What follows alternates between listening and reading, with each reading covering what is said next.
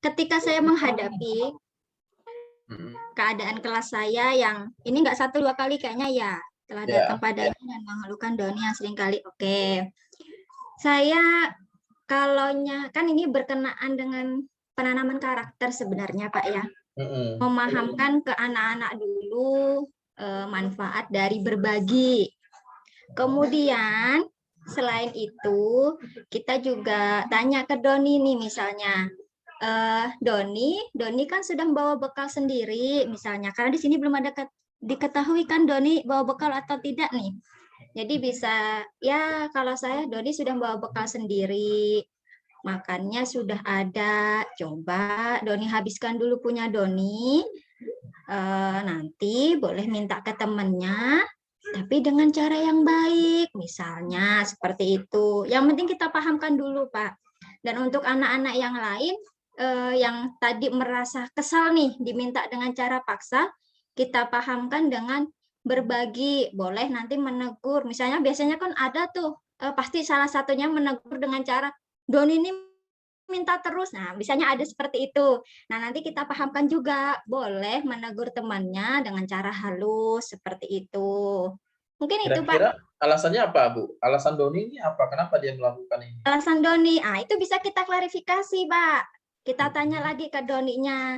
Sebenarnya Doni kenapa? Bosen ya dengan bekalnya, misalnya yang dibawa itu, yang dibawa misalnya yang dibawain orang tuanya cuma nasi mulu, nasi, sayur, telur, ceplok misalnya itu terus, atau misalnya kue apa, teman-temannya kuenya macam-macam. Nah, itu juga mungkin karena kalau kami kan biasanya ada grup wali kelas, Pak ya.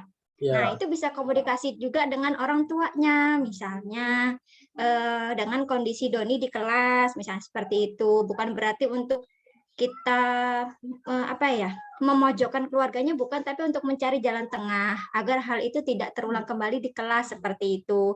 Mungkin nanti kita beri masukan ke ibunya, Ibu kelihatannya Doni dengan menu ini sudah mulai bosan seperti itu. Mungkin besok bisa dibawakan kue atau dengan menu yang lain seperti itu. Gitu, Pak. Siap. Oke, terima kasih Bu Aisyah.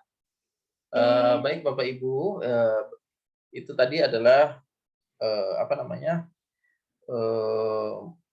pendapat dari Bu Aisyah berkaitan dengan kasus ini gitu ya, berkaitan dengan kasus ini kira-kira. Nah, itu adalah kasus ini Doninya, kenapa Doninya? Ada apa dengan Doninya? Kok dia suka mengambil bekal ya dengan paksa? Nah, jadi inilah kenapa pentingnya kita memahami kebutuhan dasar ya. Seperti apa yang disampaikan Bu Aisyah tadi, itu betul gitu ya. Nah, kita penjabaran teorinya dulu ya. Merujuk pada situasi yang sedang dihadapi oleh Ibu Ambar di atas, dalam konteks penegakan disiplin positif, Ibu Ambar itu sebaiknya mencari tahu alasan Doni melakukan tindakan tersebut. Itu yang dikatakan oleh Bu Aisyah tadi ya, dicari tahu dulu kenapa Doni melakukan tindakan tersebut. Ya, tujuannya agar mengetahui gurunya ya, mengetahui kebutuhan mana yang sedang berusaha dipenuhi oleh Doni. Jadi di sini dengan kita bertanya, kita menganalisis nih, kebutuhan Doni ini apa sih sebenarnya? Jadi kebutuhan dasar manusia itu ada 5, Bapak Ibu ya. Ada 5. Oke. Yang pertama adalah kebutuhan bertahan hidup. Kedua adalah kebutuhan cinta dan kasih sayang. Ketiga, kebutuhan penguasaan. Keempat, kebutuhan kebebasan. Dan kelima adalah kebutuhan kesenangan. Jadi, ini adalah 5 kebutuhan dasar manusia. Nah, selanjutnya, kebutuhan bertahan hidup itu yang bagaimana? Kebutuhan bertahan hidup itu adalah kebutuhan yang bersifat fisiologis untuk bertahan hidup. Misalkan kesehatan, rumah, makanan, gitu ya. Komponen psikologis pada kebutuhan ini meliputi kebutuhan akan perasaan aman. Dalam kasus Doni, apabila jawaban Doni ketika ditanya oleh Ibu Ambar tadi adalah karena ia lapar dan orang tuanya tidak membawakannya bekal makan siang, maka kebutuhan dasar yang sedang berusaha dipenuhi oleh Doni adalah kebutuhan untuk bertahan hidup. ya, istilahnya seperti itu. Itu adalah kebutuhan bertahan hidup, survival gitu ya. Nah, seperti gambar di sini ya, Doni lapar gitu ya. Nah, bagaimana caranya? Dia akhirnya merebut makanan punya temannya. Untuk apa? Supaya dia memenuhi kebutuhan dirinya akan makanan supaya tidak lapar. Kemudian kalau cinta dan kasih sayang itu adalah yang kedua gitu ya. Ini kebutuhan untuk diterima maksudnya. Kebutuhan yang kedua ini tentang cinta dan kasih sayang adalah kebutuhan psikologis Bapak Ibu ya. Kebutuhan untuk mencintai dan memiliki meliputi kebutuhan akan hubungan dan koneksi sosial. Kebutuhan untuk memberi dan menerima kasih sayang, dan kebutuhan untuk merasa menjadi bagian dari suatu kelompok. Kebutuhan ini juga meliputi keinginan untuk tetap terhubung dengan orang lain, seperti teman, keluarga, terus pasangan hidup, teman kerja, binatang peliharaan, dan kelompok di mana kita bergabung. Itu adalah cinta dan kasih sayang. Anak-anak yang memiliki kebutuhan dasar cinta dan kasih sayang ini yang tinggi biasanya ingin disukai dan diterima oleh lingkungannya. Mereka akrab dengan orang tuanya, begitu Bapak Ibu ya, kalau cinta dan kasih sayang ini. Biasanya mereka belajar karena suka pada gurunya. Nah, itu ada ya. Bagi mereka, teman sebaya itu sangatlah penting. Mereka juga biasanya suka bekerja dalam kelompok. Ini adalah kebutuhan cinta dan kasih sayang. Terus bagaimana kalau permasalahannya dengan permasalahan Doni? Dalam kasus Doni dengan Bu Ambar tadi gitu ya, apabila Doni menjawab bahwa alasannya mengambil bekal temannya karena dia merasa senang, temannya jadi memperhatikan dia gitu ya. Dia merasa senang karena temannya memperhatikan dia ya. Ketika temannya melaporkan tindakan itu pada gurunya dan gurunya memberitahu orang tuanya, sehingga orang tuanya jadi memperhatikan dia. Apa ya namanya? Cari perhatian gitu Ibu ya. Maka kebutuhan dasar yang sedang dipenuhi Doni adalah kebutuhan akan cinta dan kasih sayang. Jadi dia butuh perhatian sebenarnya. Itu anak-anak kan seperti itu ya, mencari cara supaya mereka tuh mencari perhatian itu bagaimana ya. Karena mungkin haus akan kasih dan sayang. Yang ketiga, itu adalah penguasaan kebutuhan pengakuan atas kemampuan. Maksudnya bagaimana? Berkaitan dengan kebutuhan penguasaan. Kebutuhan ini berhubungan dengan kekuatan untuk mencapai sesuatu. Menjadi kompeten, terampil, ya, kemudian diakui atas prestasi dan keterampilannya, gitu ya.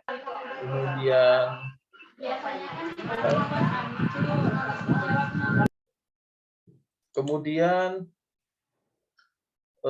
sampai mana tadi? Didengarkan dan memiliki rasa harga diri, gitu ya.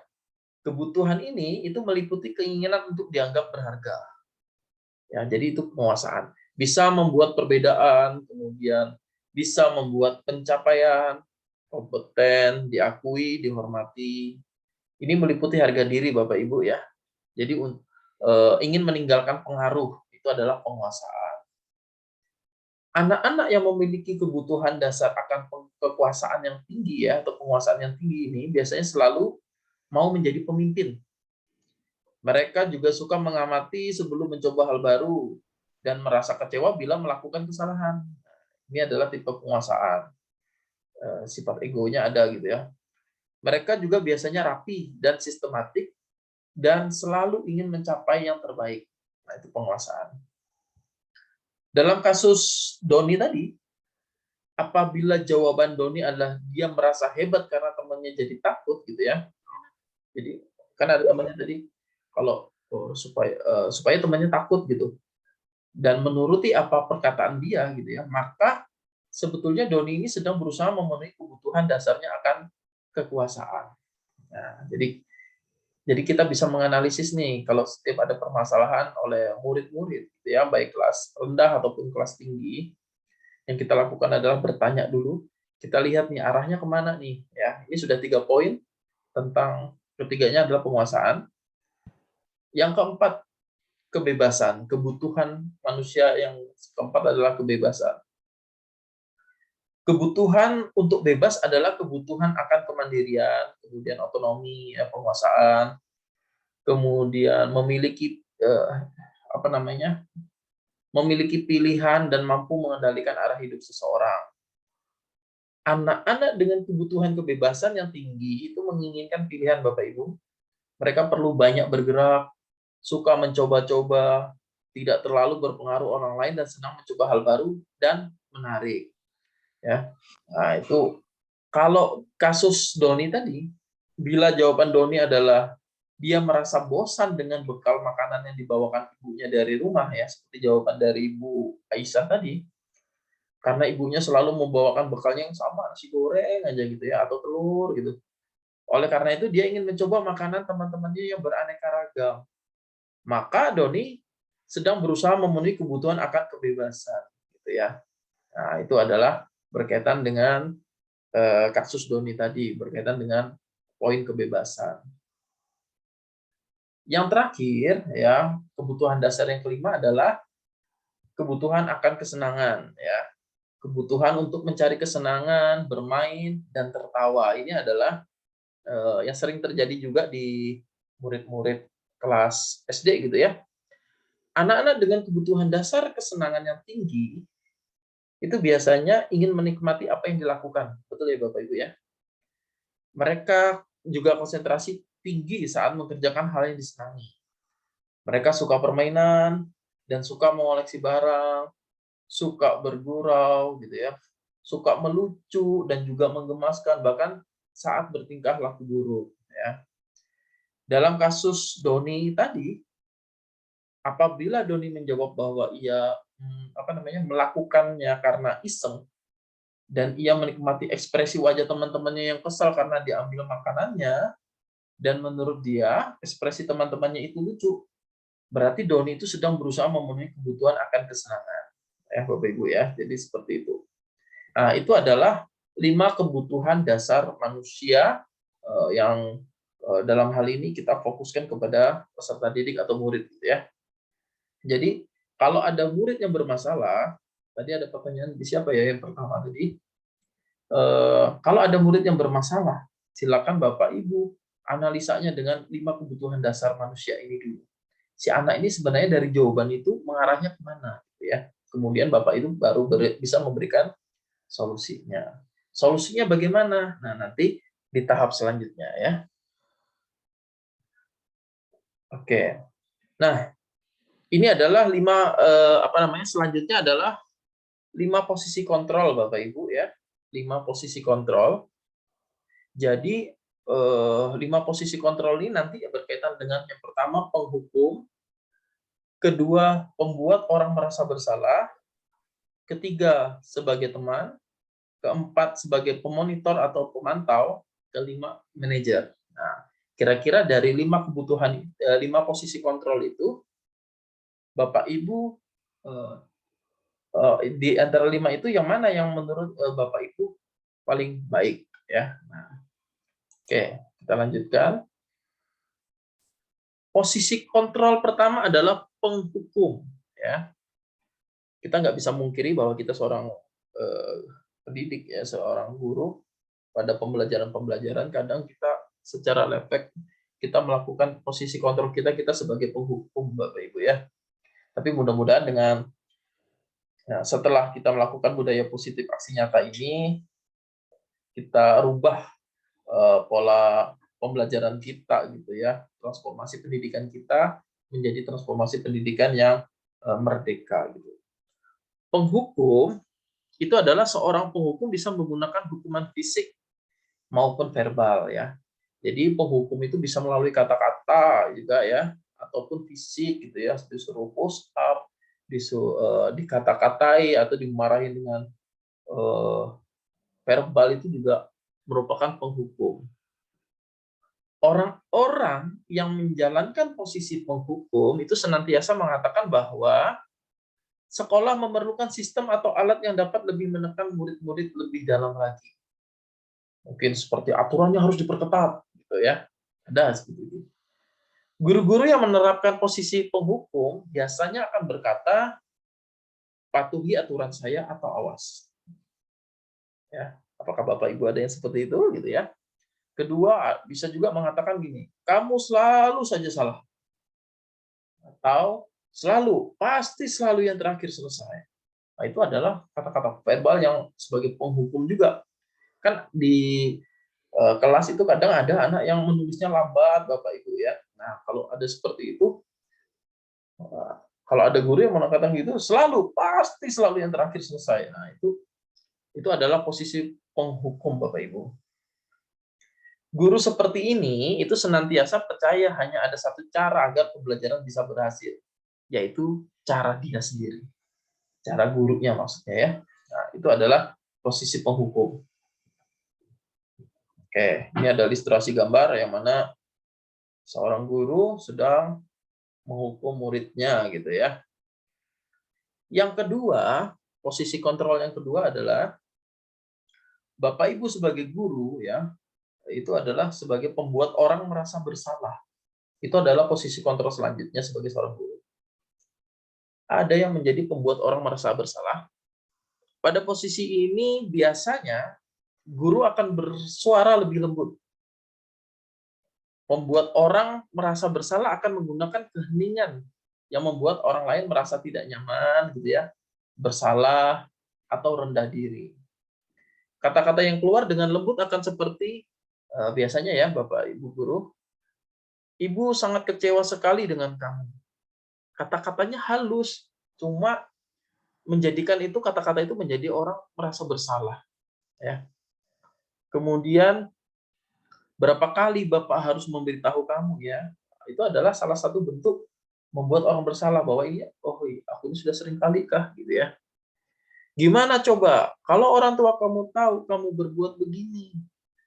Memang kata-katanya lembut, tapi langsung murid itu menjadi merasa bersalah. Di posisi ini, Bapak Ibu ya, murid akan memiliki penilaian diri yang buruk tentang diri mereka. Murid merasa tidak berharga dan telah mengecewakan orang-orang yang disayanginya. "Hah, aku salahkah? Aduh, aku nggak berharga kah ini di mata kalian? Atau, aduh, aku sudah mengecewakan bu guru, aku sudah mengecewakan orang tua." Nah, itu adalah membuat orang bersalah gitu ya. Jadi dia akan merasa penilaian diri yang buruk terhadap dirinya. Nah, ini adalah contohnya gitu ya, ilustrasinya. Yang ketiga, posisi guru sebagai teman, ya. Jadi posisi guru sebagai teman, guru pada posisi ini tidak akan menyakiti murid, namun akan tetap berupaya mengontrol murid melalui persuasi atau ajakan. Posisi teman pada guru, Bapak Ibu ya, itu bisa negatif ataupun positif. Positif di sini berupa hubungan baik yang terjalin antara guru dan murid. Nah, itu positifnya. Guru di posisi teman menggunakan hubungan baik dan humor untuk mempengaruhi seseorang.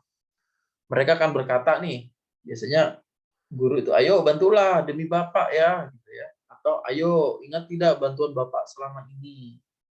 Atau bisa juga mengatakan, "Ya sudah kali ini tidak apa-apa, nanti Ibu bantu bereskan." Nah, itu posisi guru sebagai teman gitu ya. Nah, cuma ya harus hati-hati juga posisi guru sebagai teman ini kadang kita harus pilah-pilah juga Bapak Ibu ya. Hal negatif dari posisi teman adalah nih, bila suatu saat guru tersebut tidak membantu, maka murid akan kecewa dan berkata, "Saya pikir Bapak teman saya. Saya pikir Bapak Ibu teman saya." Murid merasa dikecewakan Bapak Ibu dan tidak mau lagi berusaha ya. Hal lain yang mungkin timbul adalah murid akan bertindak untuk guru tertentu dan tidak untuk guru lainnya. Murid akan tergantung pada guru tersebut. Nah, ini adalah posisi teman gitu ya. Jadi intinya adalah kita harus bisa pilah-pilah kalau posisinya kita ambil adalah sebagai teman gitu ya. Tapi kalau ingin menggali menggali sesuatu dari murid itu, kita bisa memposisikan sebagai teman dalam hal positif tadi. Yang keempat, guru sebagai monitor atau pemantau. Ya. Memonitor itu berarti mengawasi, Bapak Ibu ya. Pada saat kita mengawasi, kita bertanggung jawab atas perilaku orang-orang yang kita awasi. Nah, seperti di ilustrasi gambar ini ya, ini adalah seorang guru yang lagi mengawasi muridnya gitu ya. Nah, posisi pemantau berdasarkan pada peraturan-peraturan dan konsekuensi. Dengan menggunakan sanksi atau konsekuensi, gitu ya, kita dapat memisahkan hubungan pribadi kita dengan murid. Sebagai seseorang yang bisa dikatakan menjalankan posisi pemantau, ya. Pertanyaan yang diajukan seorang pemantau itu biasanya gini, peraturannya apa? Apa yang sudah kita, apa yang ada di peraturan? Apa yang telah kamu lakukan? Sanksi atau konsekuensinya apa kalau kamu melakukan itu? Jadi itu adalah posisi pemantau gitu ya, yang mana misalkan eh, membuat suatu aturan gitu ya, misalkan ada sekolah yang membuat aturan, sanksinya apa apabila tidak mengumpulkan tugas, misalkan. Jadi sebagai pemantau ya seperti itu pertanyaan. Seorang pemantau sangat mengandalkan penghitungan Bapak Ibu, kemudian catatan, setelah itu data yang dapat digunakan sebagai bukti atas perilaku seseorang. Jadi posisi ini akan menggunakan stiker ya, bisa jadi atau seperti bintang tadi, atau menggunakan ini seperti yang disampaikan Bu Suhartina tadi ya, kalau berkaitan dengan poin gitu ya. Kemudian slip catatan, daftar cek gitu ya. Posisi monitor sendiri berawal dari teori stimulus respon ya, yang di tahap awal tadi Bapak Ibu ya, yang menunjukkan tanggung jawab guru dalam mengontrol murid. Nah, ini. Yang terakhir, posisi kita sebagai manajer. Posisi manajer ya, manajer itu artinya pengelola gitu ya. Manajer adalah posisi mentor di mana guru bisa dikatakan berbuat sesuatu bersama dengan murid. Jadi mempersilahkan murid mempertanggungjawabkan perilakunya, kemudian mendukung murid agar dapat menemukan solusi atas permasalahannya sendiri. Jadi kita posisinya sebagai manajer betul-betul sebagai mentor Bapak Ibu ya. Yang berbuat adalah murid itu yang akan kita jadikan sebagai mereka sebagai murid yang bertanggung jawab bagaimana. Kemudian mereka juga yang mencari solusinya. Nah, itu adalah melatih. Seorang manajer itu telah memiliki keterampilan di posisi teman maupun pemantau. Jadi seperti itu. Oke. Oke, Bisri Lola sebentar ya. Nanti setelah ini saya terus bisa jadi di waktu-waktu tertentu kembali kepada posisi tersebut bila diperlukan. Jadi bisa jadi kita posisinya bisa menjadi posisi teman, bisa menjadi pemantau ya. Dengan demikian bisa jadi di waktu-waktu tertentu kembali kepada kedua posisi itu Bapak Ibu. Namun ya, bila kita menginginkan murid-murid kita menjadi manusia yang merdeka, nah, mandiri dan bertanggung jawab, kita perlu mengacu kepada restitusi yang dapat menjadikan murid kita itu sebagai seorang manajer bagi dirinya sendiri. Nah, jadi posisi kita sebagai mentor, murid dijadikan sebagai posisinya manajer. Dalam artian kalau ada permasalahan, kita tuntun dia, kita bantu dia dalam hal mengarahkan bagaimana permasalahan yang harus dilakukan, tanggung jawabnya bagaimana, solusinya bagaimana. Kemudian di manajer, murid diajak untuk menganalisis kebutuhan dirinya maupun kebutuhan orang lain. Di sini penekanan bukan pada kemampuan membuat konsekuensi Bapak Ibu ya, namun cenderung berkolaborasi dengan murid. Bagaimana Bapak Ibu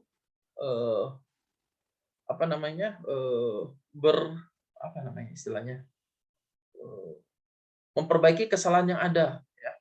Seorang manajer itu biasanya berkata, apa yang kita yakini itu kembali ke keyakinan kelas atau kesepakatan kelas yang sudah dibuat gitu ya. Jadi makanya ini materi kita adalah berlanjut gitu Bapak Ibu. Apa yang kita yakini, yang sudah kita buat bagaimana? Apakah kamu meyakini yang sudah dibuat itu? Kemudian jika kamu meyakini, apakah kamu bersedia memperbaikinya? Jika kamu memperbaiki ini, hal ini menunjukkan apa tentang dirimu? Apa rencana kamu untuk memperbaiki hal ini? Gitu. Itu adalah pertanyaan pemantik dari kita sebagai seorang posisinya manajer, dalam hal ini sebagai mentor. Tugas seorang manajer bukan untuk mengatur perilaku seseorang, Bapak Ibu ya, ini harus diingat bahwa kita sebagai seorang manajer bukan untuk mengatur perilaku murid. Kita membimbing murid untuk dapat mengatur dirinya. Jadi kita membimbing. Seorang manajer bukan memisahkan murid dari kelompoknya, ya. Misalkan ketika murid itu terjadi masalah membuat onar dan sebagainya, jangan semakin dikucilkan gitu ya, tapi mengembalikan murid tersebut ke kelompoknya dengan lebih baik dan kuat. Itu adalah berkaitan dengan manajer. Oke, sebentar ini ada yang chat, maaf hanya salah pencet Pak Ridwan. Oh, saya kira mau bertanya tadi Bu Sri Lola, ternyata salah pencet. Ya baiklah. Nah ini adalah posisi saya sebagai manajer gitu ya. Dalam hal ini saya membimbing murid yang bermasalah di sekolah karena dia datang terlambat. Nah, kemudian di sini posisi saya sebagai manajer, bagaimana dia cara untuk menyelesaikan permasalahannya. Nah, ini Bapak Ibu ya, 5 posisi kontrol restitusi gitu ya. Jadi motivasi itu ada motivasi eksternal dari luar ataupun motivasi intrinsik dari dalam. Jadi yang dikatakan identitas gagal itu adalah perilaku kontrol negatif. Seperti kita memberikan sebagai penghukum, kemudian pembuat orang merasa bersalah, itu adalah identitas gagal Bapak Ibu ya. Jadi ini harus kita hindari, perilaku kontrol negatif ini. Penghukum, kemudian pembuat orang merasa bersalah. Ya. Kemudian dikatakan identitas berhasil atau sukses gitu ya. Di sini ada perilaku kontrol positif dan ada kontrol diri. Perilaku kontrol positif ini dikatakan identitas berhasil atau sukses ya, dengan kita sebagai teman, dengan kita sebagai pemantau. Ya. Namun ada lagi, kalau motivasi intrinsik berarti perbaikan itu ada dalam diri kita sendiri atau dalam diri murid itu sendiri, yaitu bagaimana kita menjadikan mereka sebagai seorang manajer. Mereka yang berbuat salah, dia yang berbuat salah, dia yang harus bertanggung jawab dan mencoba untuk mencari solusinya. Jadi kita sebagai pembimbingnya. Jadi Bapak Ibu, bisa jadi ya dalam praktik penerapan disiplin sehari-hari, kita akan kembali ke posisi teman atau pemantau Bapak Ibu. Karena murid yang ditangani belum siap untuk diajak berdiskusi atau diundang melakukan restitusi. Itu biasanya kelas 1, 2 gitu ya. Kelas 3 udah mulai bisa ya. Jadi bisa kita posisi sebagai teman atau pemantau. Kemudian harus disadari tujuan akhir dari 5 posisi kontrol yang disampaikan tadi ya, seorang guru adalah pencapaiannya harus posisi manajer Bapak Ibu. Itu adalah posisi tujuan akhir kita untuk dalam sebagai seorang pendidik, kita harus menjadi posisi manajer. Di posisi ini murid dapat menjadi pribadi yang mandiri. Itu sebagaimana keinginan dari Merdeka gitu ya. Kemudian bertanggung jawab atas segala perilaku dan sikapnya, yang pada akhirnya dapat menciptakan lingkungan yang positif, nyaman, dan aman. Itu berkaitan dengan 5 posisi kontrol. Nah, jadi dari 5 poin tadi, ya 5 posisi kontrol tadi, jadi akan lebih baik kalau kita posisinya sebagai manajer, karena ini adalah tujuan kita untuk pengembangan murid Bapak Ibu ya. Perilaku sebagai teman dan pemantau itu boleh, tapi tujuannya nanti akan kita sebagai manajer gitu ya. Oke, nah ini berkaitan dengan segitiga restitusi. Ada 3 poin berkaitan dengan segitiga restitusi. Nanti Bapak Ibu, poin yang pertama adalah menstabilkan identitas, kemudian validasi tindakan yang salah, dan setelah itu menanyakan keyakinan. Ini adalah apa yang harus Bapak Ibu lakukan apabila ada murid yang melakukan pelanggaran atau permasalahan itu gitu ya. Nah ini seperti pertanyaan dari kawan-kawan yang sebelum-sebelumnya, ini adalah puncak dari pertanyaan yang ada. segitiga restitusi, Bapak Ibu. Jadi restitusi itu sebuah cara menanamkan disiplin positif pada murid. Nah, dari tadi kita ngomong restitusi, tapi kok tidak dijelaskan restitusi itu apa gitu. Jadi restitusi itu adalah sebuah cara menanamkan disiplin positif pada murid. Restitusi adalah proses menciptakan kondisi bagi murid untuk memperbaiki kesalahan mereka. Saya ulangi, restitusi adalah proses menciptakan kondisi bagi murid untuk memperbaiki kesalahan mereka. Sehingga mereka bisa kembali pada kelompok mereka dengan karakter yang lebih kuat. Nah, itu menurut Gosen, gitu ya. Restitusi juga adalah proses kolaboratif yang mengajarkan murid untuk mencari solusi untuk masalah dan membantu murid berpikir tentang orang seperti apa yang mereka inginkan dan bagaimana mereka harus memperlakukan orang lain. Jadi kolaborasi bisa dengan gurunya, Bapak Ibu ya. Restitusi yang ketiga adalah membantu murid menjadi lebih memiliki tujuan ya, dengan menciptakan kondisi bagi murid untuk memperbaiki kesalahan-kesalahan mereka gitu ya. Itu ada menjadi lebih memiliki tujuan, kemudian disiplin positif dan memulihkan dirinya setelah berbuat salah. Jadi kalau ada murid yang berbuat salah, itu jangan lantas langsung kita udah kamu sana gitu ya. Masih ada yang seperti itu gitu ya. Sudah sana gitu ya. Tidak, jangan lakukan itu Bapak Ibu ya. Karena ini berkaitan dengan psikologis murid gitu ya. Jadi yang harus kita lakukan adalah dengan melakukan segitiga restitusi ini.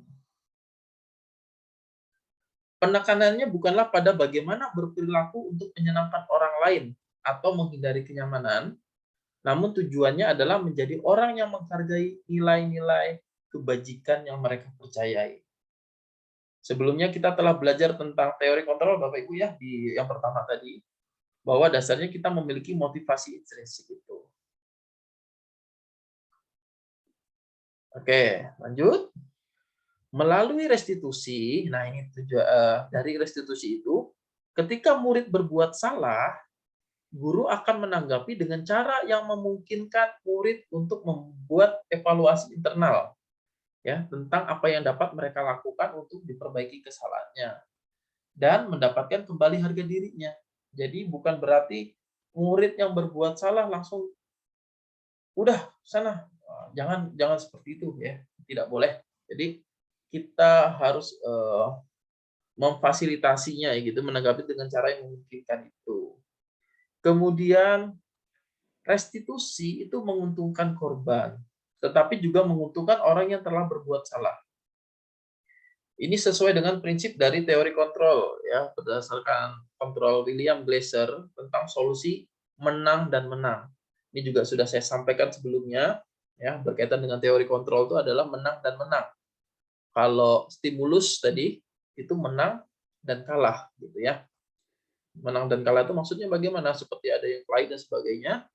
Kita marahi nih yang satu anak, kamu ini gini gini gini ya. Si anak yang satunya merasa menang karena merasa dibela. Yang satunya merasa kalah karena dimarahi.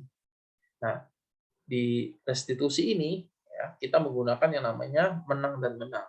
Artinya mereka yang nakal tadi, yang bermasalah, yang berbuat salah tadi, kembali ke kelompoknya dengan lebih kuat lagi gitu ya. Kemudian murid itu perlu bertanggung jawab atas perilaku yang mereka pilih. Ya, saya ulangi Bapak Ibu, murid perlu bertanggung jawab atas perilaku yang mereka pilih. Mereka juga dapat memilih untuk belajar dari pengalaman dan membuat pilihan yang lebih baik di waktu yang akan datang. Jadi bukan berarti anak membuat salah lantas gagal gitu ya. Tidak. Bisa ya, kita namanya semua seorang pendidik, kita bahkan di kuliah juga diajarkan belajar dari manapun ya, bahkan dari kesalahan pun itu juga sebagai pembelajaran yang berharga buat kita. Ketika guru memecahkan masalah perilaku mereka, murid akan kehilangan kesempatan untuk mempelajari keterampilan yang berharga untuk hidup mereka gitu ya. Jadi kita tugasnya menuntun mereka solusinya apa, kamu bertanggung jawabnya bagaimana. Jadi mereka lebih memaknai kesalahan mereka. Selanjutnya, restitusi bukan untuk menebus kesalahan Bapak Ibu ya, namun untuk belajar dari kesalahan. Jadi restitusi itu bukan untuk menebus kesalahan, tapi untuk belajar dari kesalahan. Restitusi sebenarnya meliputi usaha untuk menebus kesalahan itu, tetapi sebaiknya merupakan inisiatif dari murid yang melakukan kesalahan. Proses pemulihan akan terjadi bila ada keinginan dari murid yang berbuat salah, ya, untuk melakukan sesuatu yang menunjukkan rasa penyesalannya. Fokusnya tidak hanya pada mengurangi kerugian pada korban, ya, tapi juga bagaimana menjadi orang yang lebih baik dan melakukan hal yang baik pada orang lain dengan kebaikan yang ada dalam diri kita. Nah, di sini eh, ketika murid belajar dari kesalahan untuk menjadi lebih baik untuk masa depan, mereka akan mendapatkan pelajaran Bapak Ibu ya yang mereka bisa pakai terus-menerus di masa depan. Jadi kita bisa menjadikan itu sesuatu hal yang bermakna bagi muridnya ya. Nah, jadi ini adalah macam-macam restitusi Bapak Ibu ya. Macam-macam restitusi. Yang pertama adalah restitusi memperbaiki hubungan. Kalau restitusi memperbaiki hubungan itu adalah tentang memperbaiki hubungan dan memperkuatnya. Itu adalah restitusi memperbaiki hubungan. Kemudian yang kedua, restitusi adalah tawaran, bukan paksaan. Jadi kalau siswa ada mengalami berbuat salah, itu jangan langsung kita sebuah paksaan. Restitusi adalah tawaran. Kita tanyakan. Apa yang harus kita tanyakan? Di slide selanjutnya saya akan jelaskan. Restitusi yang dipaksa bukanlah restitusi yang sebenarnya, tapi konsekuensi. Berarti berkaitan dengan sanksi, Bapak Ibu ya. Kemudian yang ketiga adalah restitusi menuntut untuk melihat ke dalam diri. Ya. Restitusi menuntut untuk melihat ke dalam diri. Maksudnya di dalam proses restitusi kita akan melihat nih adanya ketidakselarasan antara tindakan murid yang berbuat salah dan keyakinan mereka tentang orang seperti apa yang mereka inginkan. Itu adalah berkaitan dengan restitusi. Selanjutnya, restitusi mencari kebutuhan dasar yang mendasari tindakan. Jadi untuk berpindah dari evaluasi diri, ya kita biasanya kan melakukan evaluasi diri gitu Bapak Ibu ya. Untuk berpindah dari evaluasi diri ke restitusi diri, itu penting bagi murid untuk memahami dampak dari tindakannya pada orang lain. Kalau murid itu paham bahwa setiap orang memiliki kebutuhan dasar untuk dipenuhi, hal ini pasti akan sangat membantu gitu ya. Sehingga ketika murid melakukan kesalahan, mereka akan menyadari nih kebutuhan apa yang sedang mereka coba penuhi. Demikian juga kebutuhan orang lain. Jadi itu berkaitan dengan restitusi.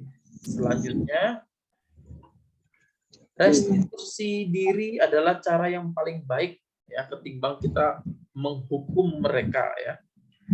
Dalam restitusi diri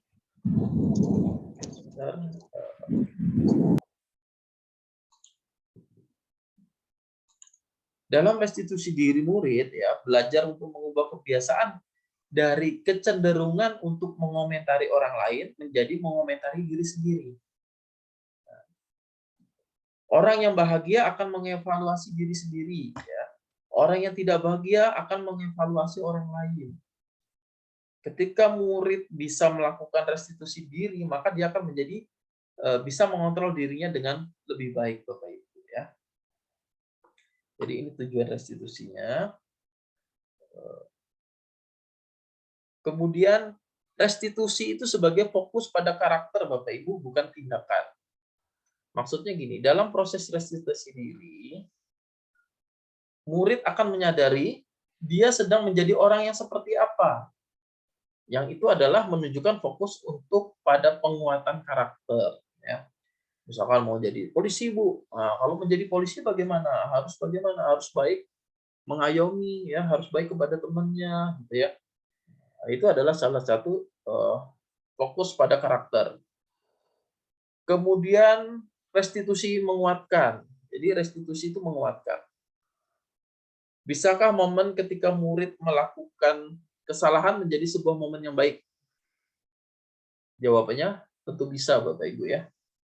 Asalkan ia bisa belajar dari kesalahan itu. Apa maksud dari kalimat kita bisa lebih kuat setelah kita belajar dari kesalahan? Yaitu lebih kuat di sini maksudnya bukan menekan apa ya namanya tentang perasaan kita dalam-dalam. Kuat di sini artinya menyadari apa yang bisa murid ubah.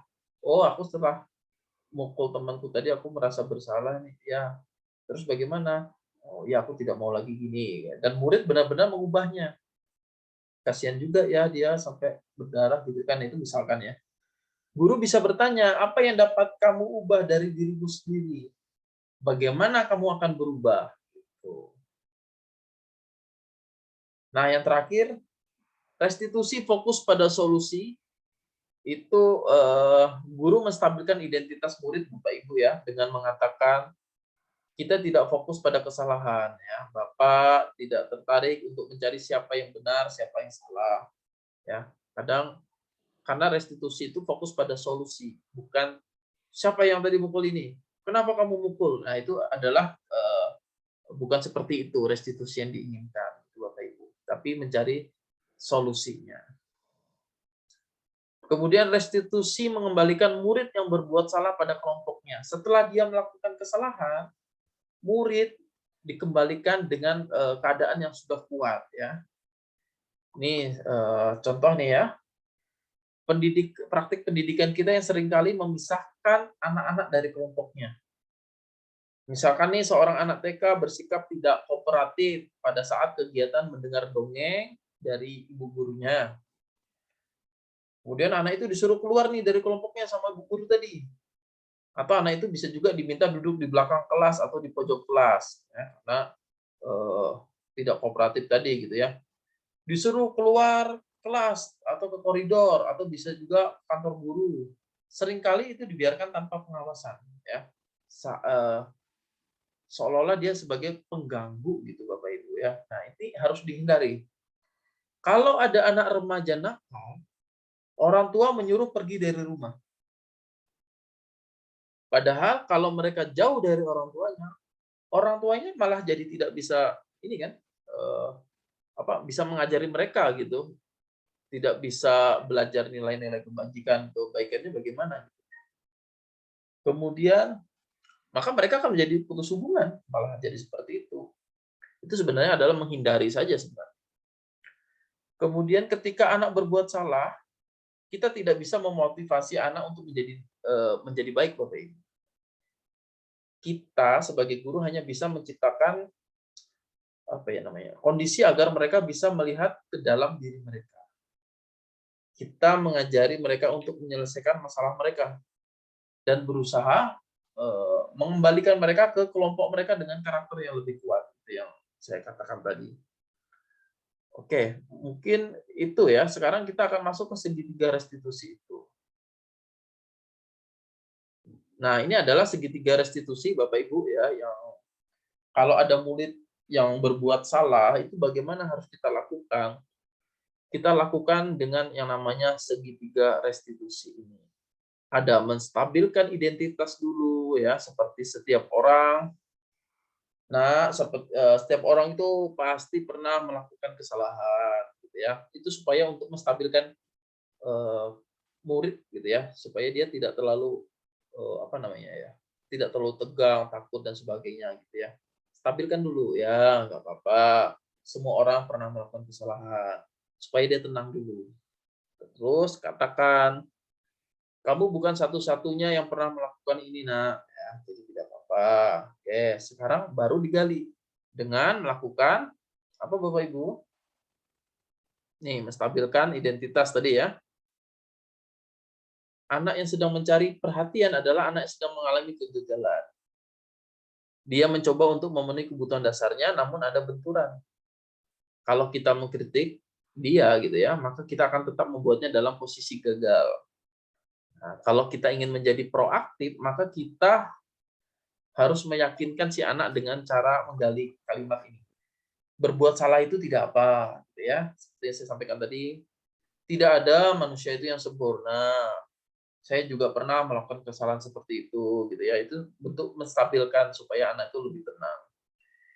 Kita bisa menyelesaikan ini, Nak, ya. Bapak tidak tertarik siapa yang salah, Bapak hanya ingin mencari solusi dari permasalahan ini.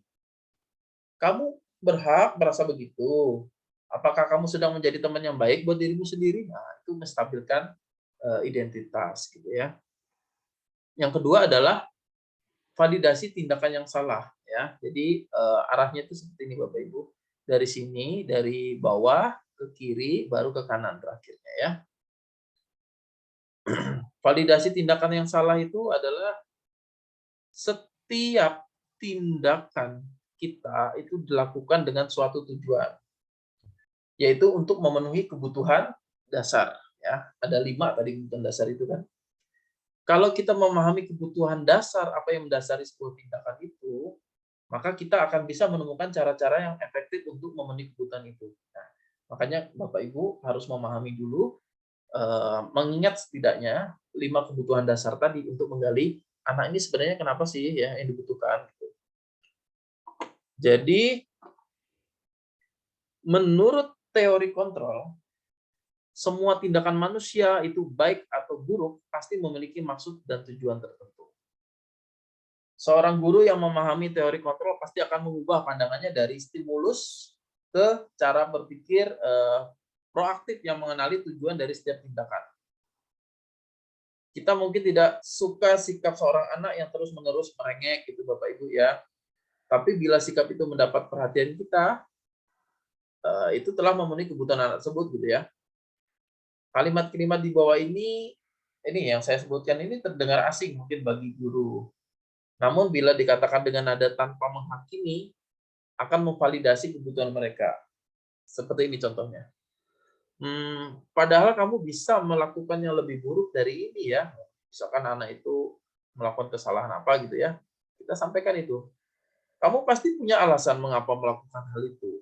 Kita tanya supaya dia itu melakukan kesalahan itu pasti punya alasan kan. Mungkin mau supaya apa tadi mengambil makanan anak bekal temannya tadi supaya ingin temannya supaya saya senang aja Bu lihat itu lucu soalnya kalau teman saya itu marah gitu. Kamu patut bangga pada dirimu sendiri karena kamu telah melindungi sesuatu yang penting buatmu. Misalkan itu ada berkaitan dengan itu. Atau kamu bisa juga mempertahankan sikap itu. Tapi kamu harus menambahkan sikap yang baru. Misalkan itu ada permasalahan apa. Yang ketiga ya, menanyakan keyakinan. Nah, ini adalah segitiga restitusi yang terakhir yaitu menanyakan keyakinan.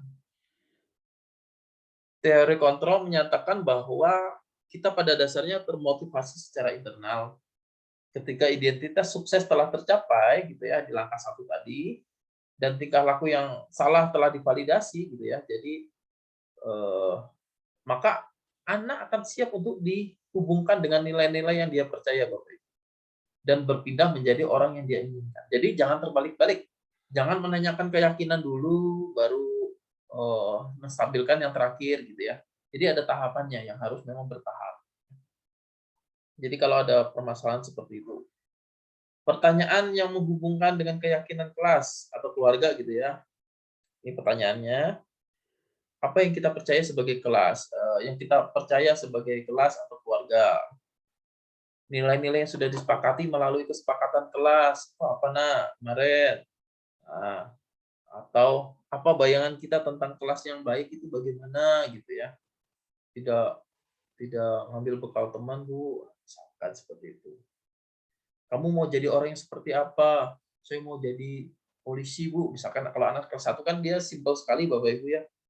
Saya mau jadi polisi gitu ya. Nah, kalau menjadi polisi berarti kan harus menjaga teman-temannya supaya teman-temannya merasa aman, misalkan seperti itu. Terus berbeda dengan anak SMA, SMP gitu Bapak Ibu ya. Di sini dikondisikan dengan keadaan Bapak Ibu sebagai guru kelas berapa. Nah, Kemudian, apakah kamu ingin menjadi orang sukses, bertanggung jawab, atau bisa dipercaya? Pasti anak akan menjawab iya gitu ya.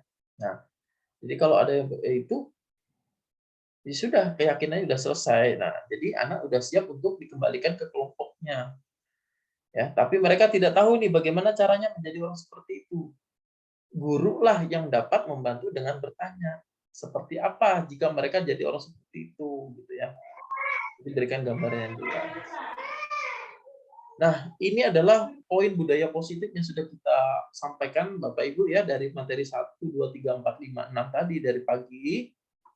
Nah, kira-kira dari poin yang disampaikan ini untuk menjadikan budaya positif itu yang bagaimana? Ini dia ya. Saya slide dulu, slide show.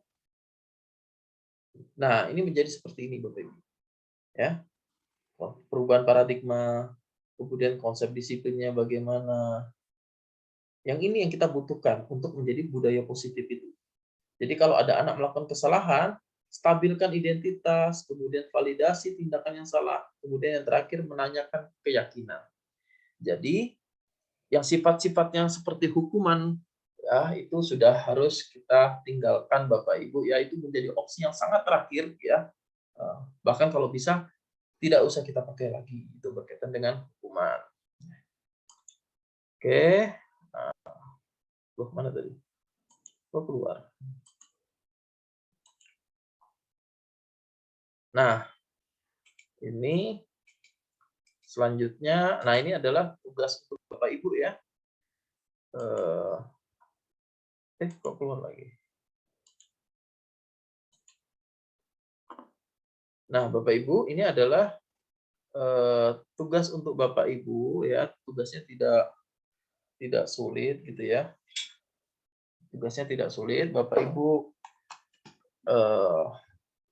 Ini untuk kegiatan besok gitu ya. Bapak Ibu mungkin hari ini malam atau sorenya bisa merancangnya dulu gitu ya. Konsepnya mau gimana gitu ya. Di tugas mandiri ini ya Bapak Ibu, peserta membuat aksi nyata di lingkungan sekolah atau di kelas masing-masing. Aksi nyata yang dilakukan silakan pilih salah satu ya, salah satu saja Bapak Ibu, boleh A, B atau C. Boleh membuat kesepakatan kelas bersama murid, boleh ya. Mau buat kesepakatan kelas, boleh mau daring, mau tatap muka, mau PJJ, boleh bisa ya Bapak Ibu ya. Gimana caranya Bapak Ibu mengkondisikannya. Kemudian atau ini yang B, membuat kasus dengan penyelesaian segitiga restitusi. Boleh ya. Misalkan disetting aja, bukan berarti anak itu berbuat salah, tapi mungkin dibuat sebuah kasus. Nah, kamu nanti seperti ini ya, nanti seperti ini, nanti ibu akan selesaikan seperti ini. Tapi kalau ada yang memang betul-betul melakukan itu gitu ya, nggak apa-apa juga. Sabar, Mas. Yang ketiga ya Bapak Ibu bisa atau ini pilih penanaman budaya positif di sekolah atau kelas. Budaya positif kan banyak Bapak Ibu ya, seperti sekarang ini kita situasi pandemi, kita menggunakan masker gitu ya, cuci tangan gitu ya. Mau masuk kelas bagaimana? Bisa itu sebagai penanaman budaya positif di sekolah atau kelasnya, itu bisa juga. Nah, bagaimana mengumpulkan tugasnya? Bapak Ibu bisa melakukan bentuk rekaman video, laporan berupa foto juga boleh gitu ya. Nanti video atau laporan foto itu dikirimkan dengan mencantumkan nama Bapak Ibu ya. Nama Bapak Ibu, kemudian kirimkan ke email ini.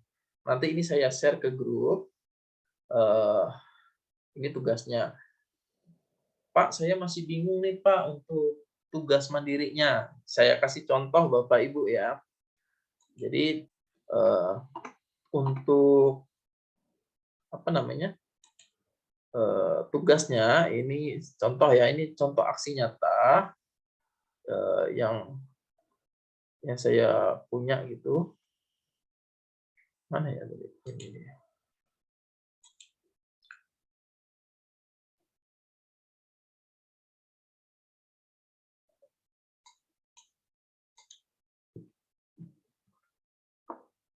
Nah, ini adalah aksi nyata saya Bapak Ibu ya. Berupa foto ya. Ini adalah aksi nyata budaya positif modul 1 ya, ini aksi nyata budaya positif. Jadi kalau yang tadi saya ada bilang menggunakan masker, mencuci tangan gitu ya. Kalau di sini saya budaya positifnya saya menumbuhkan budaya literasi di kelas dengan pojok baca Bapak Ibu ya. Di sini saya kalau di kelas saya yang sudah tatap muka Bapak Ibu ya. Nah, ini bisa seperti ini. Ini seperti mereka membuat pohon literasi, menyusun buku-buku. Kemudian di sini juga ada kesepakatan kelas saya selipkan gitu Bapak Ibu ya. Ini saya buat pakai banner, kemudian kesepakatan kelas itu secara sahnya lah dicap oleh jari mereka gitu yang menggunakan cat air. Dan ini sudah berlangsung kurang lebih 1 bulan Bapak Ibu. Kegiatan literasi ini memang di minggu pertama kita agak ekstra sedikit, tapi setelah itu budaya positif tentang membaca literasi ini anak-anak otomatis Bapak Ibu ya. Ini di kelas 3. Mereka bahkan membaca mau di teras, mau di di meja gitu ya. Atau ini saya siapkan juga ada sejenis kayak lesehan gitu ya. Nah, ini yang di tempat duduk. Nah, ini mereka. Di sini ada pohon literasi, mereka membuat jadi ada daun sama buah apel. Kalau daun itu berarti buku yang mau mereka baca. Buah apel itu kalau mereka sudah bacanya selesai, mereka akan tuliskan di situ. Gitu. Nah, kemudian sempat saya sampaikan juga setelah mereka selesai membacakan itu, gitu ya. Entah saya buat kemarin 2 minggu, Bapak Ibu. Mereka saya minta untuk unjuk diri gitu ya, untuk bercerita hasil literasi mereka gitu ya. Ya tentunya dengan gaya bahasa mereka. Gitu. Kemudian di sini ada dukungan dari kepala sekolah ya. Kemarin saya sampaikan hal ini disambut baik oleh kepala sekolah. Kemudian saya juga sampaikan kepada orang tua murid kiranya dapat membantu untuk pojok baca ini. Ada bantuan buku bacaan Bapak Ibu. Di sini juga saya minta kolaborasi dengan teman-teman guru ya, kira-kira apa sih yang perlu yang perlu saya tambahkan di pojok baca ini gitu ya. Nah, jadi dengan adanya pohon literasi ini juga adalah salah satu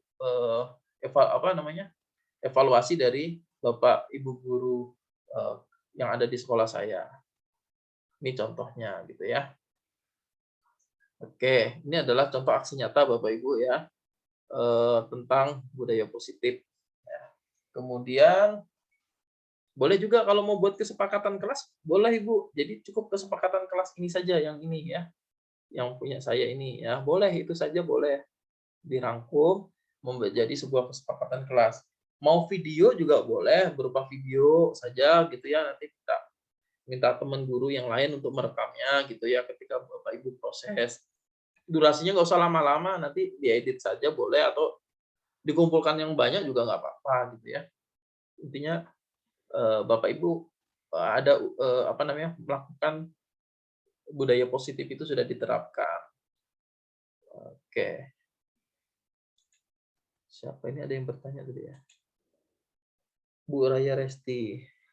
Bagaimana dengan yang belajar PJJ? Nah, untuk yang belajar PJJ, Bu Raya ya, jadi bisa menggunakan kesepakatan kelas Ibu ya, kesepakatan kelas. Jadi misalkan menggunakan WhatsApp gitu ya. Boleh nggak apa-apa disampaikan. Jadi mereka menggunakan seperti apa. Kalau anak-anak kelas rendah biasanya kan perlu dampingan orang tua ya, pakai voice note nggak apa-apa juga Bapak Ibu. Atau menggunakan video mereka suruh sampaikan. Intinya Bapak Ibu, PJJ bukan berarti suatu penghambat dalam pembelajaran Bapak Ibu. Kesepakatan kelas itu bisa dilakukan melalui daring ataupun luring gitu ya, nggak masalah. Oke, mungkin itu saja Bu Yuni ya, Bu Sartina. Saya kembalikan ke moderator. Baik, Bapak Ibu, terima kasih kepada Bapak Ridwan Sidik yang telah memaparkan materi yang sangat luar biasa sehingga kita dapat banyak ilmu dari penjelasan beliau. Oke, mungkin kalau nantinya kita mendapatkan masalah di lapangan atau menemukan kendala masalah, kita lebih fokus kepada penyelesaiannya atau solusinya dari segitiga restitusi yang telah disampaikan oleh Bapak Ridwan Sidik tadi. Jadi tidak hanya melihat dari satu kesalahan, tapi kita harus melihat dari sudut pandang yang berbeda dari masalah anak-anak tersebut. Untuk itu mungkin dari Bapak Ibu peserta yang ingin bertanya atau sharing kepada kita mengenai masalah-masalah atau pertanyaan berkaitan dengan materi yang sudah disampaikan oleh Bapak Ridwan tadi, dapat disampaikan pada chatroom atau secara langsung kepada Bapak Ridwan Sidik. Kami persilahkan Bapak Ibu. Bu Pina, mungkin ada yang mau ditambahkan, Ibu Pina? Silakan, Bu. Oke, baik. Kepada Ibu Pina, mungkin kami persilahkan. Ya, terima kasih Bu Yuni atas kesempatannya. Mungkin di sini saya hanya ingin berbagi contoh segitiga restitusi yang sudah saya buat dalam aksi nyata dan juga membuat kesepakatan kelas. Tapi karena ini yang saya laksanakan ini kemarin kebetulan waktu PTM, jadi saya buatnya luring. Untuk yang daring seperti kata Pak Ridwan tadi bisa melalui grup WA atau Zoom untuk membuat kesepakatan tersebut. Saya coba share screen ya, mohon izin.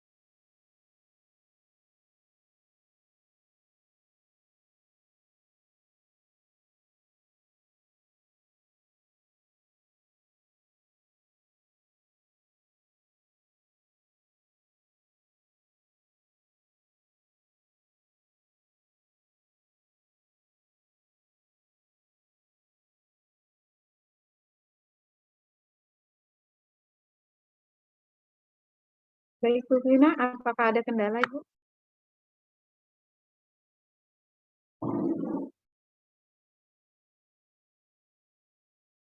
Iya, sebentar saya coba ini karena sepertinya gangguan jaringan, Bu. Baik, Bu.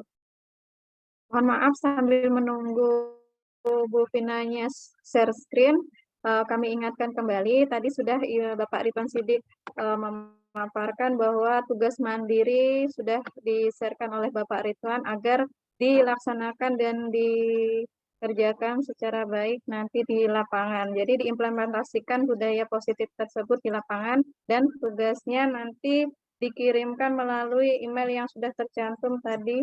Mungkin kalau Bapak Ibu nantinya tidak sempat mencatat email yang ditunjukkan kepada Bapak Ridwan, nanti panitia akan menge-share ulang email yang ada. Oke, terima kasih. Lanjut Ibu.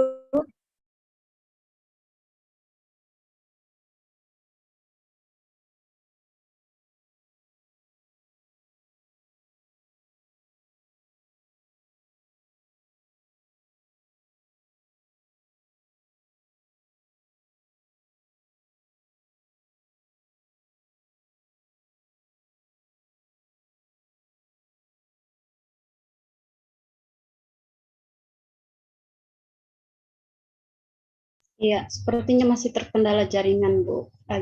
Bu Yuni. Boleh lanjut aja dulu, Bu. Sambil jalan aja. Baik. Mungkin ada teman-teman yang dari peserta yang ingin bertanya seperti itu. Silakan. Baik. Baik, Ibu. Baik, Bapak Ibu peserta kegiatan yang ingin bertanya kami persilahkan. Kalau mungkin ada yang malu secara langsung bertanya kepada Bapak Ridwan Sidik bisa langsung ditulis melalui chat room yang ada.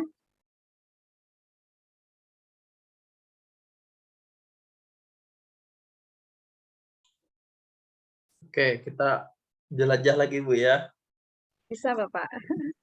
Oke, sambil nunggu punya Bu Pina, Bu siapa nih? Bu Evariani, halo Ibu Evariani. Bu Evariani. Iya. Oke, Ibu. Baik, Ibu. Ibu Evariani, kira-kira dari tugas yang akan dilaksanakan nanti untuk tugas mandiri, Ibu Eva ini punya gambaran kira-kira mau menggunakan budaya positif apa nih Bu di kelasnya nanti? Insya Allah, karena masih PJJ ya Pak ya, mungkin saya memilih untuk kesepakatan kelas. Kesepakatan kelas. Ya, boleh Bu. Ya. Dan kesepakatan kelas. rencananya mau ini Google Meet dengan anak-anak untuk membuat kesepakatan tersebut. Oke, wah mantap Bu. Wah, kelas berapa Bu Google Meet? Kelas 6. Oh, kelas 6. Ya, kalau kelas 6 memadai Bu ya kalau Google Meet ya. Iya. Oke, siap. Baik Ibu, sukses Ibu. Mudah-mudahan budaya positifnya bisa dilaksanakan dengan baik di sekolahnya. Nenek lagi zoom lah, biar HP nenek di sini. Ya, mohon izin Pak Ridwan, Oke, saya coba silakan. share kembali ya.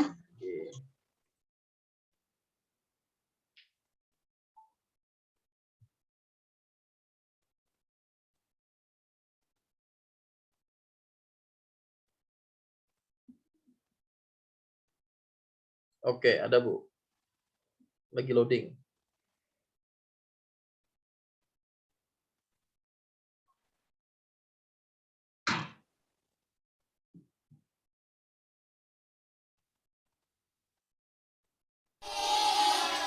Hari ini kita akan memulai diskusi kita tentang membuat keyakinan kelas kita. Nah, hari ini Ibu berdiskusi dengan anak-anak Ibu untuk membuat keyakinan kelas kita. Ibu mulai dulu dari kelompok 1. Kelompok 1 keyakinan kelas yang ingin kita buat kira-kira apa? Saling menyayangi. Kelompok 2 tanggung jawab. Kelompok 3 apa? Saling menghormati. Kalau kelompok 4 disiplin, betul. Kalau kelompok 5 apa? Saling Nah, jadi ada 5 poin kesepakatan kita tentang keyakinan kelas yang sudah disusun anak-anak Ibu ya. Yang pertama tadi saling menyayangi. Yang kedua yang kedua bertanggung jawab. Yang ketiga saling menghormati. Yang keempat disiplin. Yang kelima saling membantu. Ya, terima kasih untuk anak-anak Ibu yang sudah menyusun keyakinan kelas kita pada hari ini. Selanjutnya kita akan membuat keyakinan kelas itu. Kita buat, kita tulis dan kita tempelkan di dinding supaya saling mengingat.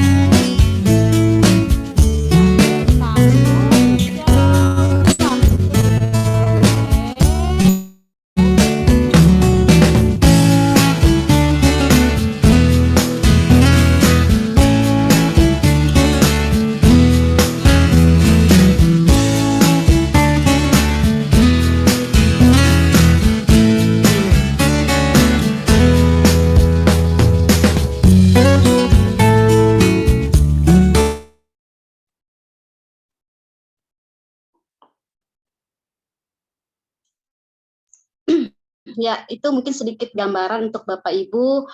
Kalau yang ingin membuat versi video boleh seperti itu, atau boleh dikreasikan lebih menarik kembali lagi dari yang saya punya, seperti punya saya, mungkin lebih banyak interaksi lagi kepada para siswa, mungkin lebih baik lagi seperti itu ya Pak Ridwan ya.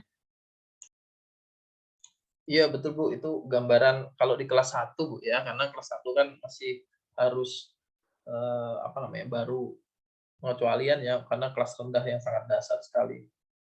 Betul Bapak Ibu. Silakan Bapak Ibu kalau ada yang mau bertanya atau mau bertanya tentang tugasnya boleh, nggak apa-apa Bu ya. Jadi tugasnya ini nggak sulit kok Bapak Ibu ya, karena berkaitan dengan yang sudah disampaikan tadi. Oke. Silakan Bu Yuni atau Bu Sore Pak Ridwan. Baik, di sini ada Bu Marta, Pak. Kelihatannya mau silakan Bu. Silakan Bu Marta. Iya. Yang tentang tugas itu Pak, masih Oke. kurang paham nih. Kalau terutama untuk kami yang guru PJOK itu gimana Pak? Oke, kalau guru PJOK itu bisa Bu, menggunakan kesepakatan kelas bisa Bu.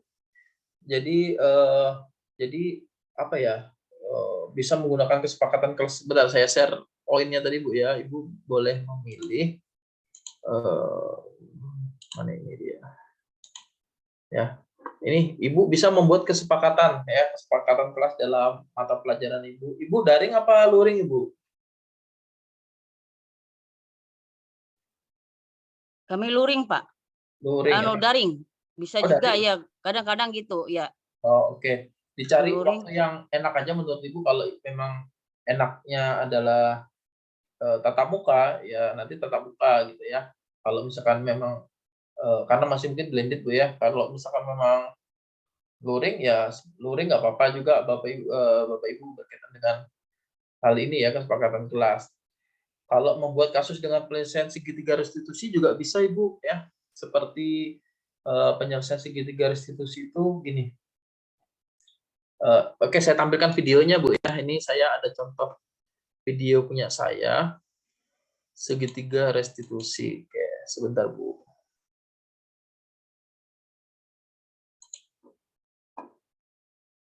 Segitiga restitusi. Oke, ini dia.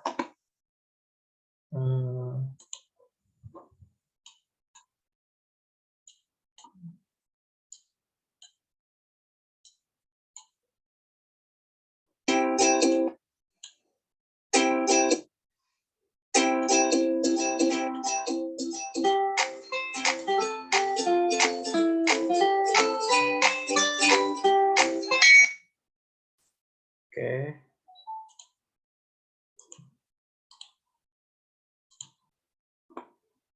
Sudah muncul Bu Yuni? Belum, Pak. Sudah ya? Sudah terlihat. Nah, ini adalah contoh segitiga restitusi. Kasusnya adalah ada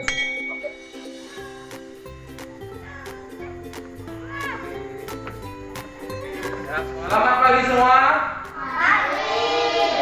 Tetap semangat hari ini? Ya, assalamualaikum warahmatullahi wabarakatuh.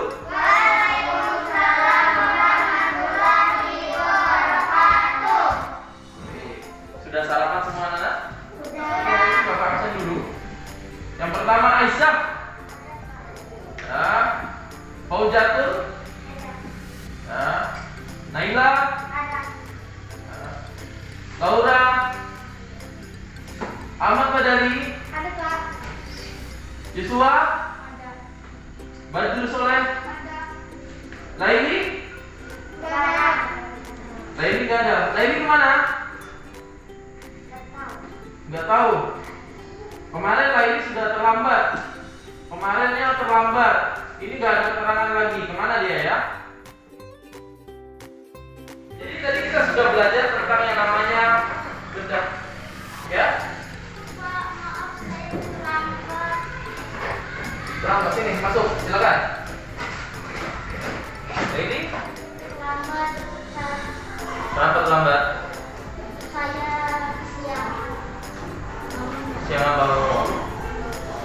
Baik, Laili sudah beberapa kali ya. Oke, nggak apa-apa. Silakan duduk.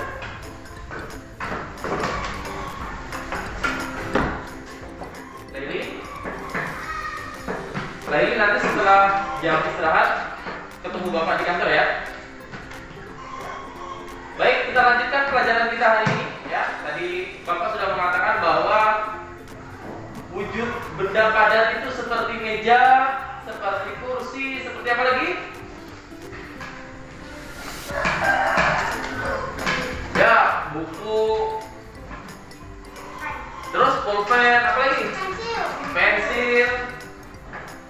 Dan penggaris, banyak ya. Nah, itulah yang namanya wujud benda padat. Baiklah anak-anak sekalian, kita sudah selesai untuk pelajaran kita hari ini. Saatnya anak-anak boleh pulang. Nanti setelah ini Laili menghadap Bapak ke kantor dulu ya. Baik, silakan simpul bukunya masuk ke dalam tas.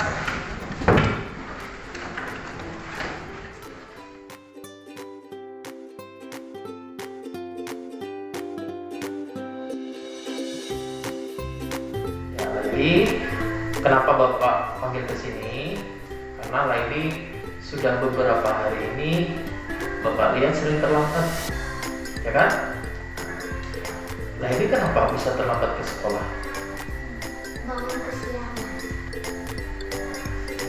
Kenapa Laili bisa bangunnya kesiangan? Karena nonton TV. Nonton TV, sering malam tidurnya. Nah, kalau begitu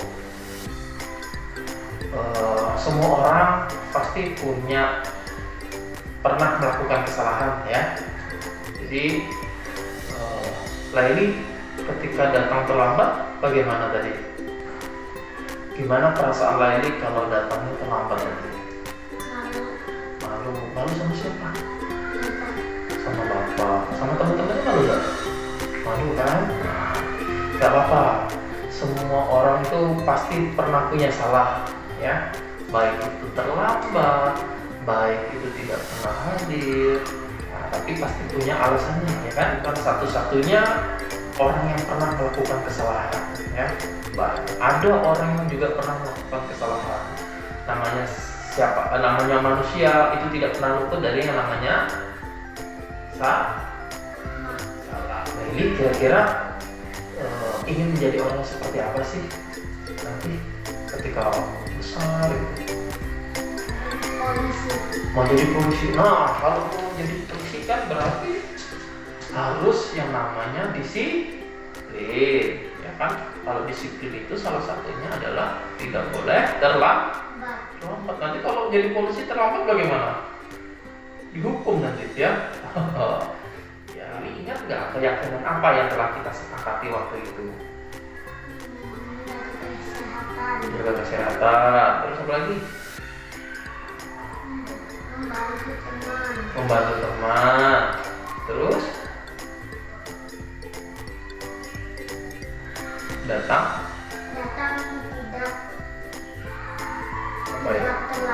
datang tidak terlambat. Nah, itu kan kesepakatan kelas yang kita telah lakukan. Namanya kesepakatan kelas yang yang membuat bukan Bapak, tapi kita semua. Laili juga ada peran, Bapak juga berperan. Nah, Laili, Bapak mau tanya lagi. Laili pasti punya alasan nih mengapa melakukan itu bisa terlambat.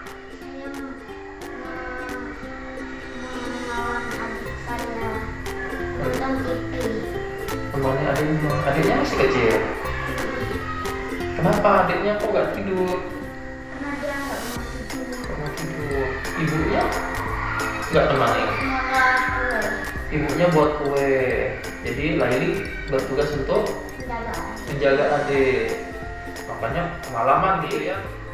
Ada nggak kira-kira bagaimana sih supaya Laili supaya besok tidak terlambat lagi?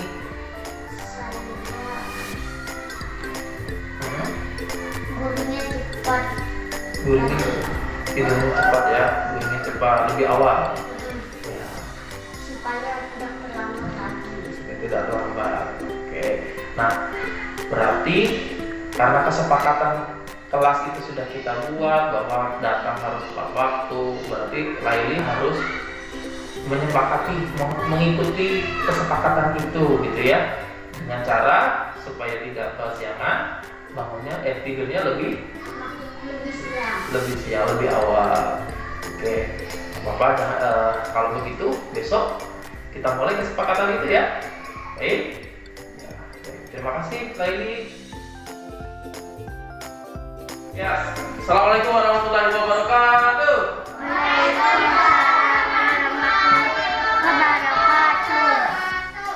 Selamat pagi semua. Masih semangat? Nah, baik, pagi hari ini kita bertemu kembali ya. Kita sebelum belajar, marilah kita berdoa dulu. Silakan, adalah hari yang sangat cerah sekali.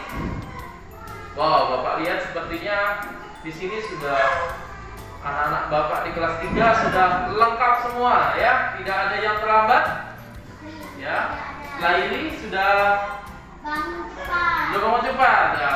Tepuk tangan dulu dong. Ya. Ini adalah yang luar biasa ya. Laili tidak terlambat lagi. Berarti tidurnya udah cepat? Sudah. Ya. Ya, mungkin Laili ada yang mau disampaikan kepada teman-temannya? Ada. Silakan. Teman-teman, saya minta maaf karena beberapa hari yang lalu saya terlambat. Ya. Ya, bagaimana dimakan? Ya. Baik, sifat pemaaf itu adalah hal yang luar biasa. Pemaaf itu juga bagian dari apa? Kesepakatan kelas kita. Yang sudah kita lakukan. Baik, kalau begitu marilah kita mulai pelajaran kita hari ini dengan menyanyi bersama-sama. Ya.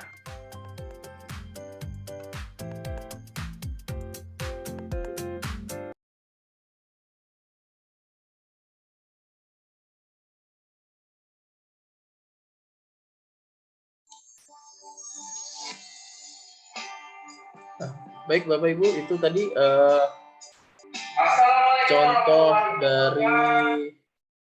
contoh dari video tentang validasi segitiga restitusi Bapak Ibu ya.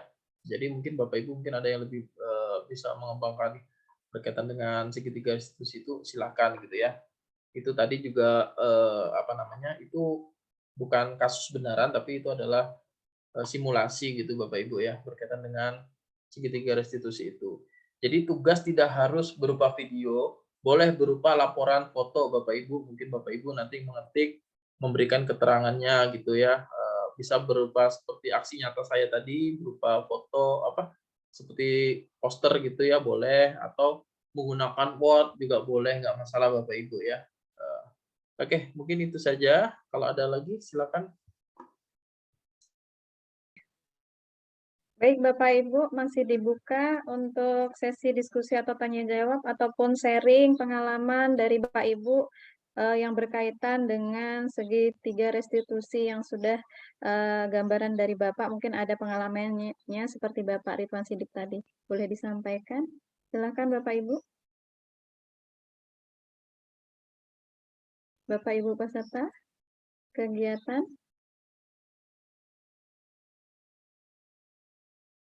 Ini kelihatannya juga sebagai koreksi kita Bapak Ibu untuk kegiatan panitiaan ini ya Bapak Ridwan ya. Koreksi kenapa? Mungkin penerapannya untuk budaya positif ini tidak hanya diterapkan di sekolah ini kayaknya Pak.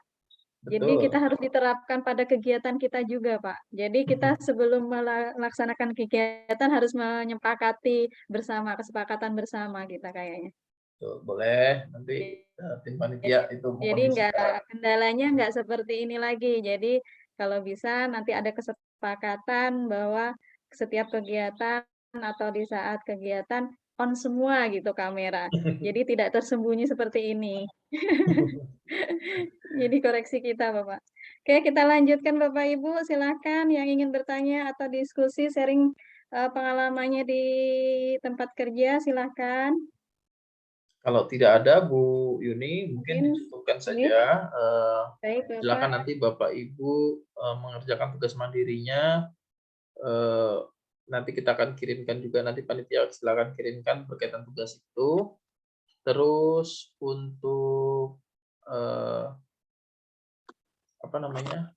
kita berharap Bapak Ibu nantinya ketika dibuka pendaftaran guru penggerak, Bapak Ibu bisa ikut serta dalam pendidikan guru penggerak itu ya. Bapak Ibu sudah melakukan budaya positif ini juga nanti akan mempermudah Bapak Ibu dalam pelaksanaan mengikuti guru penggerak itu gitu ya. Dan masalah pendaftarannya bagaimana sistemnya nanti sekali lagi kita KKG siap memfasilitasinya gitu ya. Untuk mengingatkan juga berkaitan dengan pendaftaran PPG gitu ya.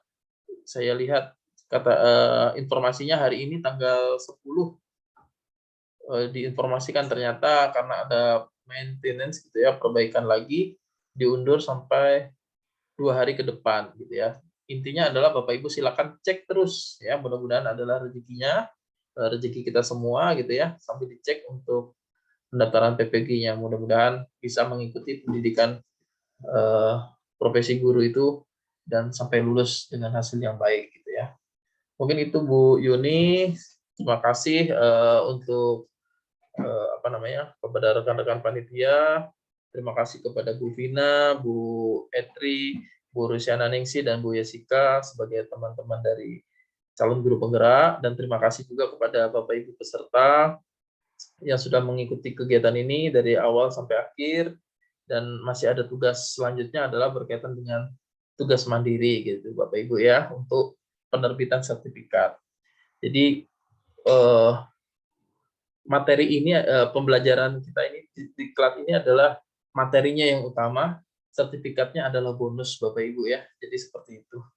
Terima kasih sekali lagi Bu Yuni ya atas fasilitasnya. Saya kembalikan kepada Bu Yuni. Wabillahi taufiq wal hidayah. Wassalamualaikum warahmatullahi wabarakatuh. Om Santi Santi Santi Om. Namo Buddhaya. Ya Pak Ridwan, itu tugasnya itu berapa lama itu diberikan waktunya? Tugas paling lama besok Bu. Jadi 1 hari saja karena kan tidak sulit juga. Jadi sampai hari Jumat. Jadi paling lambat hari Jumat siang itu sudah Jumat malam sudah selesai Bu. Ya, soalnya ada yang chat pribadi ini menanyakan. Oh ya. Jumat Iya. malam Bu. Ya, semalamnya nggak apa-apa gitu ya. Iya. Baik, terima kasih pada Bapak Ridwan Sidik. Alhamdulillah,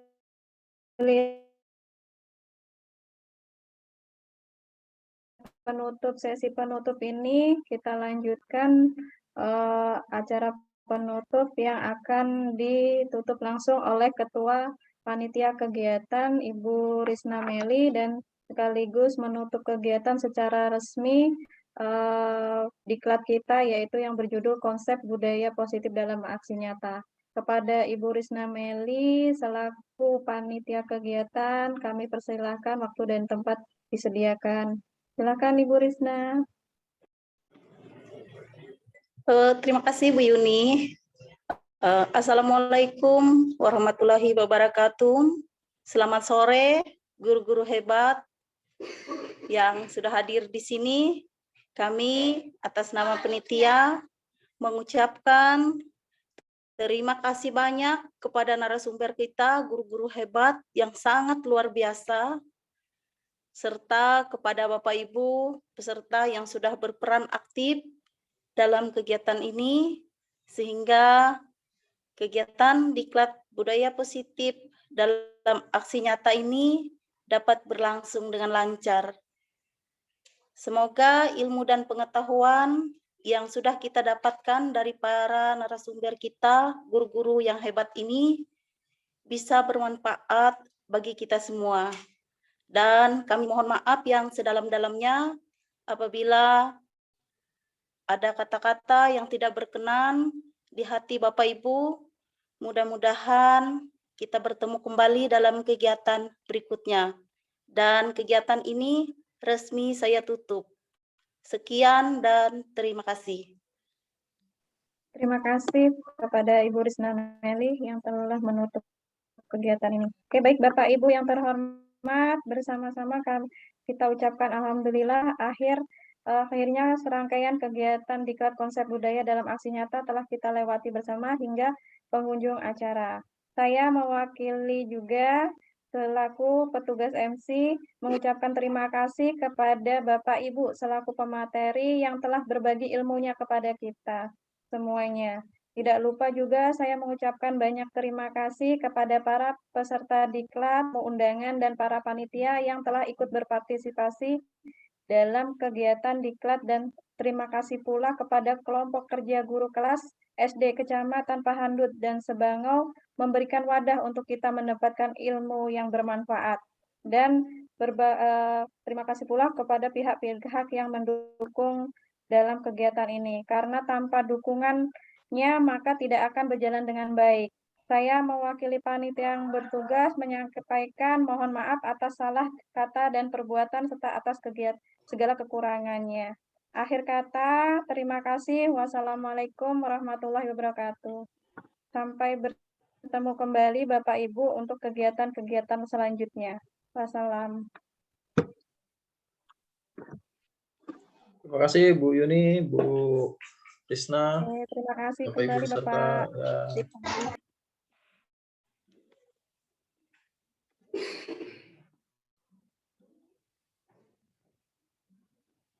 Mohon maaf, kami masih mau menyampaikan ini Bapak, tugasnya kita terima hingga pukul besok hari pukul 17.00 nggih. Dilewatin aja Bu sampai pukul 23.00 nggak apa-apa. Oh, siap Pak. Nggih. Berarti Absen siang nanti di-share di grup WhatsApp Bu ya. nggih, untuk absen Sama siang materi besok. juga nanti di-share di grup WhatsApp. Siap. Oke, untuk mengingatkan juga tadi yang belum sempat absen silahkan diisi lagi absen yang misal belum terisi. Oke, baik. Izin live Pak ya. Bu Risna Meli, terima kasih.